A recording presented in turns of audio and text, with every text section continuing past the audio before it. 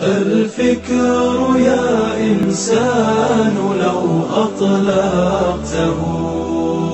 متأملا في قدرة الرحمن لخضعت إجلالا وتسبيحا له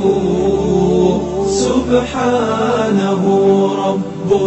عظيم الشان